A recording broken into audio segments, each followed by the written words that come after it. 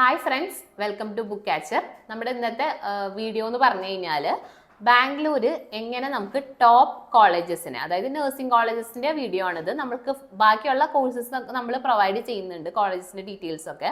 തൽക്കാലം ഇപ്പോൾ നഴ്സിംഗിന്റെ ആണ് നമ്മളിപ്പോൾ റെലവെന്റ് ആയിട്ട് നിൽക്കുന്നത്. കാരണം എന്താണെന്ന് വെച്ച് കഴിഞ്ഞാൽ നമുക്ക് ആ എൻട്രൻസിന്റെ കാര്യമൊക്കെ നമ്മൾ മുൻപത്തെ വീഡിയോയിൽ പറഞ്ഞിരുന്നു.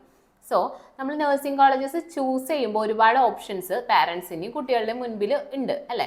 അപ്പോൾ എല്ലാവരും മൊത്തത്തിലൊരു കൺഫ്യൂഷനിലായിരിക്കും, ഇത് എങ്ങനെ ഫിൽട്ടർ ചെയ്തെടുക്കണം, അല്ലെങ്കിൽ എങ്ങനെ ഇത് കാറ്റഗറൈസ് ചെയ്യും, ബഡ്ജറ്റ് ഓക്കെ ആണോ, മാനേജ്മെന്റ് ഓക്കെ ആണോ, ഫുഡ്, അക്കോമഡേഷൻ എല്ലാം. അങ്ങനത്തെ ഒരുപാട് കൺഫ്യൂഷൻസും കൺസേൺസും എല്ലാ പാരൻസിനും നമ്മളെ പിള്ളേർക്കും ഉണ്ടാവും.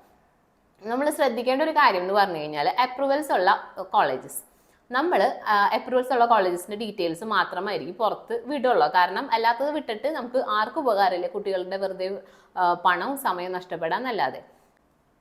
KNC, INC മുതലായ അതോറിറ്റീസ് പ്രൊവൈഡ് ചെയ്യുന്ന അപ്രൂവൽ ഉള്ള കോളേജസ് മാത്രം നിങ്ങൾ ദയവ് ചെയ്ത് ചൂസ് ചെയ്യുക. ആഫ്റ്റർ ഓൾ അതിനുശേഷം നമുക്ക് യൂണിവേഴ്സിറ്റി, അവർ ഏത് യൂണിവേഴ്സിറ്റിയിലേക്കാണ് അഫിലിയേറ്റ് ചെയ്തിരിക്കുന്നത്, ആ യൂണിവേഴ്സിറ്റിക്ക് അപ്രൂവൽസ് ഉണ്ടോ, അങ്ങനത്തെ കാര്യങ്ങൾ പോലും നമ്മൾ ശ്രദ്ധിക്കേണ്ടതായിട്ടുണ്ട്.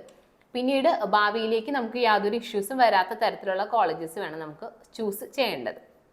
പിന്നെ എന്ന് പറഞ്ഞു കഴിഞ്ഞാൽ മാനേജ്മെന്റ്, അതായത് നമുക്ക് ബാംഗ്ലൂർ പഠിക്കുന്നതിന്റെ ഒരു വലിയ അഡ്വാൻറ്റേജ് എന്ന് പറഞ്ഞു കഴിഞ്ഞാൽ ഒരുപാട് നഴ്സിംഗ് കോളേജസ് നമുക്ക് ബാംഗ്ലൂരും എല്ലാം അവൈലബിൾ ആണ്.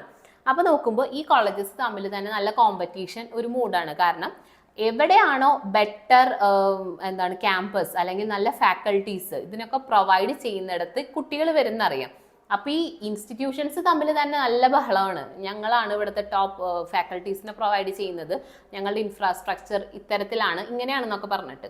അപ്പോൾ അത് തന്നെയാണ് നമ്മളെ നാട്ടിൽ വെച്ച് കമ്പയർ ചെയ്യുമ്പോൾ ബാംഗ്ലൂർ പോലുള്ള ഒരു സ്ഥലത്തെ ഒരു പോസിറ്റീവ് എന്ന് പറയുന്നത്. പിന്നെ എല്ലാവരും കൂടുതൽ ഇത് ചൂസ് ചെയ്യുന്നത്, ഈ ഒരു സ്ഥലം അല്ലെങ്കിൽ ഈ ഒരു പ്ലേസ് ചൂസ് ചെയ്യുന്നതിൻ്റെ ഒരു റീസൺ എന്ന് പറഞ്ഞു കഴിഞ്ഞാൽ നമ്മുടെ കമ്മ്യൂണിക്കേഷൻ സ്കില്ല് നല്ല രീതിക്ക് എൻഹാൻസ് ചെയ്യും. അപ്പോൾ നിങ്ങൾ വിചാരിക്കും എങ്ങനെ ഈ കമ്മ്യൂണിക്കേഷൻ സ്കില്ല് എൻഹാൻസ് ചെയ്യുന്നു. അതായത് ഇന്ത്യയിലത്തെ പല സ്ഥലങ്ങളിൽ നിന്നുള്ള പല വിദ്യാർത്ഥികളായിരിക്കും നമ്മളുടെ ഈ കോളേജുകളിലൊക്കെ വന്ന് പഠിക്കുന്നത്. സോ പിന്നെ നോക്കുമ്പോൾ മലയാളീസ് കൂടുതലുണ്ട്. അപ്പോൾ നമ്മൾ വീഡിയോ കാണുന്ന പല സ്റ്റുഡൻസും വിചാരിക്കും ഞങ്ങളുടെ കോളേജിൽ ഇങ്ങനെ മലയാളീസ് ആണല്ലോ കൂടുതൽ വരുന്നതെന്ന്. പക്ഷേ എന്നിരുന്നാൽ കൂടിയും പല കോളേജസിലും മലയാളികളുടെ സാന്നിധ്യം ഒരുപാട് കാണുന്നുണ്ടെങ്കിൽ പോലും ഒരു പരിധി വരെ നമ്മൾ കമ്മ്യൂണിക്കേഷന് ഇംഗ്ലീഷും അങ്ങനത്തെ കാര്യങ്ങളൊക്കെ പഠിക്കേണ്ടതായിട്ട് വരുന്ന ഒരു സാഹചര്യമുണ്ട്. അപ്പോൾ ഈ ഒരു സംഭവം എവിടെ ഹെൽപ്ഫുൾ ആവണമെന്ന് വെച്ച് കഴിഞ്ഞാൽ നമ്മൾ എബ്രോഡ് വർക്കിന് പോകുമ്പോഴോ അല്ലെങ്കിൽ നല്ല സൂപ്പർ സ്പെഷ്യാലിറ്റി ഹോസ്പിറ്റലുകളിൽ നമുക്ക് അപ്പോയിൻമെൻറ്റ് കിട്ടുന്ന ഒരു ടൈം ഉണ്ടല്ലോ, അപ്പോഴൊക്കെയാണ് ഈ ഒരു സ്കില്ല് ഫ്രൂട്ട്ഫുൾ ആവുന്നത്. അപ്പോൾ ഇത്തരം കാരണങ്ങൾ കൊണ്ടാണ് എല്ലാവരും ഈ ഒരു പ്ലേസ് തന്നെ കൂടുതൽ ചൂസ് ചെയ്യുന്നത്. അത് ജസ്റ്റ് പറഞ്ഞു എന്നുള്ളൂ. പിന്നെ നെക്സ്റ്റ് ഈ പറഞ്ഞ പോലെ തന്നെ ട്രാൻസ്പോർട്ടേഷൻ നമ്മൾ നോക്കേണ്ടതാണ്. ഇപ്പോൾ നമ്മളുടെ റെയിൽവേ സ്റ്റേഷനോ മെട്രോ സ്റ്റേഷൻ അങ്ങനത്തെ കൺസേൺ ട്രാൻസ്പോർട്ടേഷൻ മീഡിയംസ് ഉള്ള ഏരിയാസിൻ്റെ അടുത്തുള്ള കോളേജസ് നമ്മൾ ചൂസ് ചെയ്യാനായിട്ട് ശ്രദ്ധിക്കുക. അല്ലെങ്കിൽ നമുക്ക് ഒരുപാട് ബുദ്ധിമുട്ടേണ്ടി വരും, നമ്മൾ ഇത്ര നാളെ അവിടെ പഠിക്കേണ്ടതാണ്. അപ്പോൾ അങ്ങനത്തെ കാര്യങ്ങൾ ശ്രദ്ധിക്കണം. പിന്നെ ഫുഡ്, ഹോസ്റ്റൽ അങ്ങനത്തെ കാര്യങ്ങളും എല്ലാം നോക്കണം. പിന്നെ മെയിനായിട്ട് ബഡ്ജറ്റാണ്. നമ്മൾക്കറിയാം നമ്മളിൽ ഇത്ര ബഡ്ജറ്റുള്ളൂ, ഈ ബഡ്ജറ്റിന് ഏറ്റവും ബെസ്റ്റ് ആയിട്ടുള്ള കോളേജ് കിട്ടണം എന്ന്.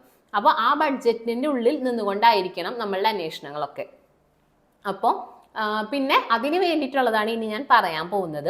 നമുക്ക് ഇവിടുത്തെ നഴ്സിംഗ് കോളേജസിനെ ഒരു 4 ഡിഫറൻസിയേഷൻ പെടുത്താം, അല്ലെങ്കിൽ 4 കാറ്റഗറീസ് ഉണ്ട്. മെയിനായിട്ട് മെഡിക്കൽ കോളേജസ് ഉള്ള college campus, super speciality hospitals ഉള്ള ക്യാമ്പസ്, അവർക്ക് താരതമ്യേന ഫീസ് റേഞ്ച് നല്ല കൂടുതലായിരിക്കും. കാരണം നല്ല അടിപൊളി ട്രെയിൻഡ് ആയിട്ടുള്ള ഡോക്ടേഴ്സിൻ്റെയും അവരുടെ അസിസ്റ്റൻസിൻ്റെയും ഒക്കെ മുൻപിൽ നിന്നുകൊണ്ടാണ്, അല്ലെങ്കിൽ അവരെ കൂടെ നിന്നുകൊണ്ടാണ് നമ്മുടെ കുട്ടികൾക്ക് പ്രാക്ടിക്കൽ നോളേജ് ഉണ്ടാവുന്നത്. സോ അത് ഭയങ്കര അഡീഷണൽ ആയിട്ടുള്ള ഒരു സ്കില്ല് തന്നെ ആയിട്ട് അവർക്ക് ഭാവിയിൽ യൂസ്ഫുൾ ആയിരിക്കും. അപ്പോൾ അത് കാരണം കൊണ്ട് അവിടുത്തെ ഇൻഫ്രാസ്ട്രക്ചറും എല്ലാം സെറ്റപ്പ് ആയിരിക്കും. പക്ഷേ എന്ന് വെച്ച് കഴിഞ്ഞാൽ ഫീസും അതിനനുസരിച്ച് തന്നെ കൂടുതലായിരിക്കും. ബാക്കി എല്ലാ ഫെസിലിറ്റീസും നല്ല അടിപൊളിയായിരിക്കും. ഇപ്പോൾ അവരുടെ അക്കോമഡേഷൻസ് ആണെങ്കിലും എല്ലാ കാര്യങ്ങളാണെങ്കിലും. പിന്നെ സെക്കൻഡ് കാറ്റഗറിയിലേക്ക് വരുമ്പോൾ അവർക്ക് ഹോസ്പിറ്റൽസ് ഉണ്ട്, അത്യാവശ്യം വലിയ ബ്രോഡ് ക്യാമ്പസുകളുണ്ട്. ക്യാമ്പസുകളിൽ ചിലപ്പോൾ നഴ്സിംഗ് മാത്രമായിരിക്കണം എന്നില്ല പഠിപ്പിക്കുന്നത്. ലൈക്ക് ഇപ്പോൾ മാനേജ്മെന്റ് ഉണ്ടായിരിക്കും, ആർട്സ് ഉണ്ടായിരിക്കും. അതുകൊണ്ടാണ് ഈ ക്യാമ്പസിന് ഇത്ര എക്സ്പോഷർ ഉള്ളത്. ഇത്തരത്തിൽ എന്ന് പറഞ്ഞു കഴിഞ്ഞാൽ മുൻപത്തെ കാറ്റഗറീനെ വെച്ച് ഫീസുകളിൽ കുറവുണ്ടായിരിക്കും. എന്ന് വെച്ച് കഴിഞ്ഞാൽ വല്ലാതെ കുറവെന്നല്ല പറയുന്നത്, എന്നാലും മുൻപത്തെ കാറ്റഗറീനെ കമ്പയർ ചെയ്യുമ്പോൾ ഫീസുകൾ കുറവായിരിക്കും. നെക്സ്റ്റ് കാറ്റഗറി എന്ന് പറയുന്നത് ഇവർക്ക് ക്യാമ്പസ് അത്ര വലിയ ക്യാമ്പസ് ഒന്നും ആയിരിക്കില്ല, ബട്ട് ഇവർക്ക് ഹോസ്പിറ്റൽ ഫെസിലിറ്റീസ് ഉണ്ടാവും. ഹോസ്പിറ്റലുള്ള കോളേജസ് ചൂസ് ചെയ്യുന്നത് പറയുന്നതിൻ്റെ കാരണം പ്രാക്ടിക്കൽ നോളേജ് കുട്ടികൾക്ക് പെട്ടെന്ന് ഗെയിൻ ചെയ്യാനും കൂടുതൽ ടൈം അവർക്ക് പ്രാക്ടീസിനും മറ്റു കാര്യങ്ങൾക്കും ലഭിക്കാനും വേണ്ടിയിട്ടാണ്. നാലാമത്തെ കാറ്റഗറി എന്ന് പറഞ്ഞു കഴിഞ്ഞാൽ ഹോസ്പിറ്റൽ ഇല്ലാത്ത ക്യാമ്പസ്.